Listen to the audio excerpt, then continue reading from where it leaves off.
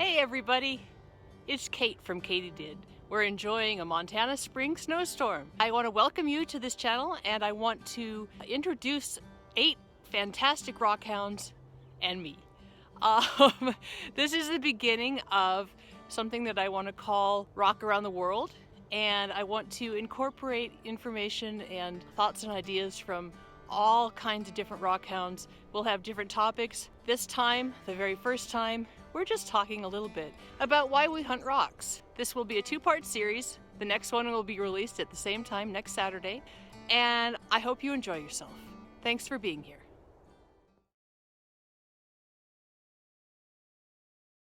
I started rockhounding when I was in Tasmania visiting my dad, and I had some time to kill, and thought I'd go for a walk along the river through Hobart, and I found all of this beach glass was sort of in one little area, in one little cove. I started picking that up because I thought that I love beach glass. I think it's beautiful, but I started picking that up.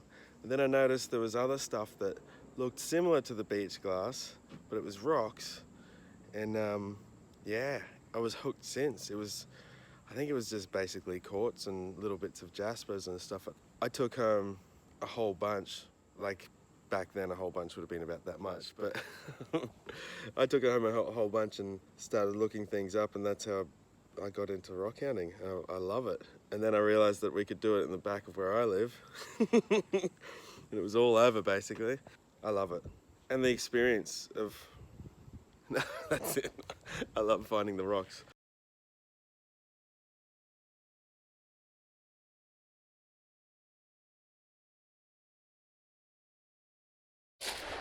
Hi there, I'm Rob from Michigan Rocks. I got into this rock tumbling thing through my son. When he was little, we'd go in a gift shop and they'd have one of those bins of polished rocks. He'd always want to get a little bag of them. Then when he was about maybe 12 years old, we were in an actual rock shop and they had a big Brazilian agate cut in half and polished. And he used $50 of his own money, and it's like little kid money from birthday gifts and Christmas gifts. $50 he bought this rock for himself. That's when my wife and I decided maybe we should get him a rock tumbler for Christmas. So we bought him a rock tumbler, got a flat lap about the same time. I used one a friend practically gave me. And we started polishing Petoskey stones. And if you're going to polish Petoskey stones, you got to go find some Petoskey stones. So we got out in the beaches and started looking for them. And then maybe 2 years into that, he kind of got a little bit older and got interested in other things. And I never got tired of it. So a few years later, and I've got 4 rock saws and a bunch of other lapidary equipment. And it's like my favorite thing to do is get out on the beach and look for rocks.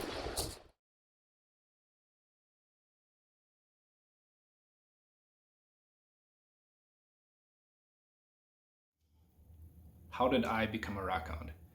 I became a rockhound when my family and I moved from eastern North Dakota in a little small farm town out to the Northlands of Minnesota right by Lake Superior.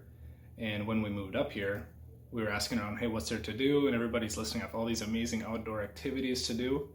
And one of the things they mentioned was go agate hunting. I was like, what's an agate?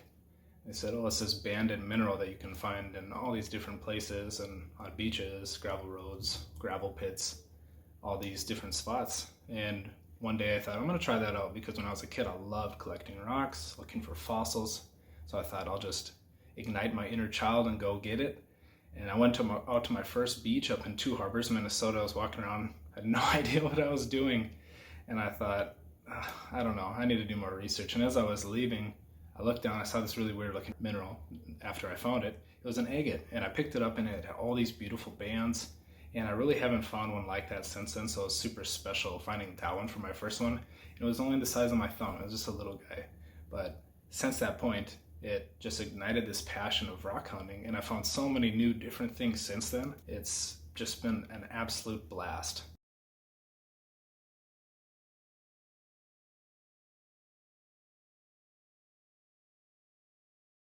Hi everybody, this is Thirst Fast, and today we're just going to talk quickly about what got me started on rockhounding. When I was about 10, we moved to Rossport, and I had a good friend out there, Rich, and we would go look for treasure, right? Like we were out there basically digging up garbage, bringing it home. Eventually, right near my house, we started to find some little quartz crystals and stuff like that.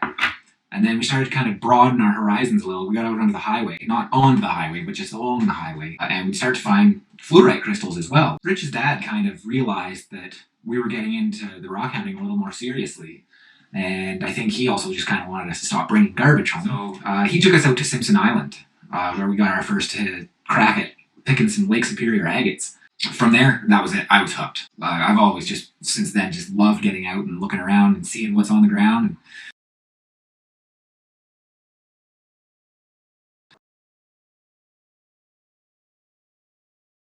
How did I become a rockhound? I guess, well, I have to thank my wife for it. There was, years ago, we were heading out to the Oregon coast and looking for some interesting things to do, and agate hunting on the beach was one of them, and I was hooked. I was hooked, you know, found that first nice little agate, and looking back now, it was kind of not that great. I mean, it's probably the size of a pea, but finding that little piece of treasure got me hooked on it. What drew me to rockhounding was getting out into areas that otherwise you'd have no good reason to go to. There's no good reason to come out to the area that I'm at right now other than looking for cool rocks, you know? It's getting out into nature and finding neat stuff, I guess. I mean, it's just that simple.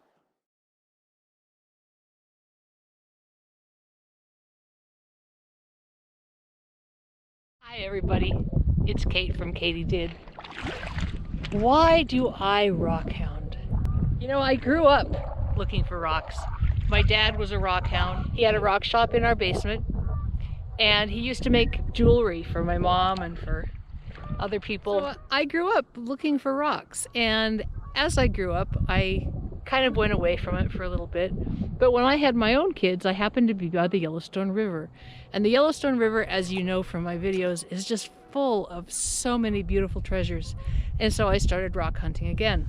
So time passed, and the kids grew up, and I moved away from the Yellowstone River, so I stopped hunting again. Then the time came when the kids were gone.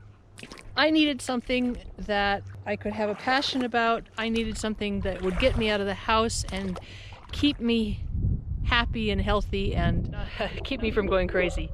And I remembered rock hunting. And so again, I came down to my friend the Yellowstone River, and I started looking for agates and petrified wood and jasper. And rock hunting has helped me kind of keep more stable. It has helped me relax. It has helped me just be a better person, I think. And it has also introduced me to a whole world of amazing people.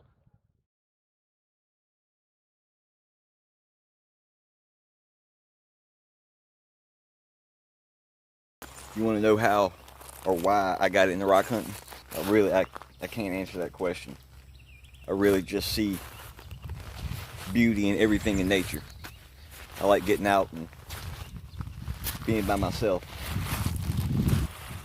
Gives my mind like a little reset, a little reboot from the hustle bustle of everyday life, you know. Get out here and enjoy the river. Get out here and enjoy the rocks. I mean, you know, that's not man-made. God made that. So we gotta appreciate it. Man, I appreciate it.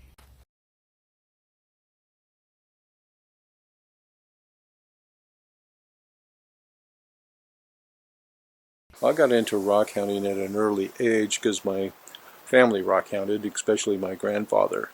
And I'd go down to his place and I would see his pile of rocks that wasn't much different than his pile of rocks right here.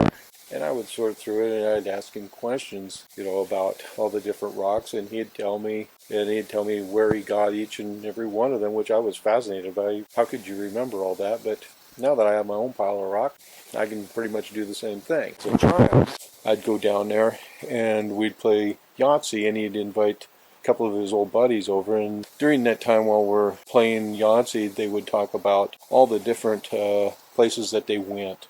You know, they were on the Columbia River before there was even dams there, and that's hard to imagine now, but they'd be on those gravel bars getting agates and artifacts and all sorts of stuff, you know, because that was a free-flowing river, and those gravel bars really changed a lot during those times after the floods.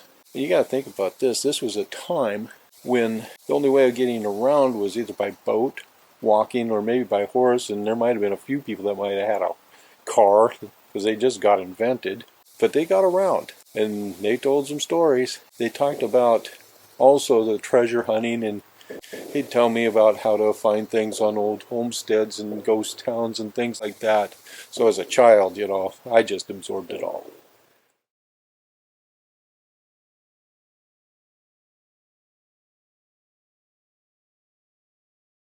I became a rockhound because I have always had a love for rocks and nature growing up. But really what got me into it was being passed down my grandfather's rock collection. My grandfather was a rockhound and used to make beautiful jewelry for me when I was a kid, and I didn't really appreciate it too much then, but when he passed on, I was passed down his collection, and I didn't really know what anything was, so I started researching and trying to find out what I had, and that's what really sparked it.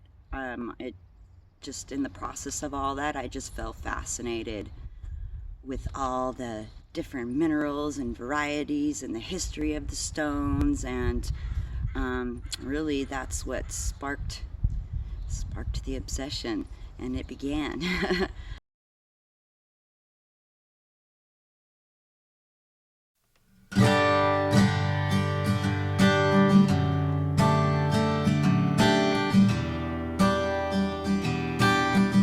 Special thank you to all of those who participated. I appreciate your efforts so much, and thank you all for watching. Subscribe to all these great channels, and have a great day. This is Kate from Katie Did.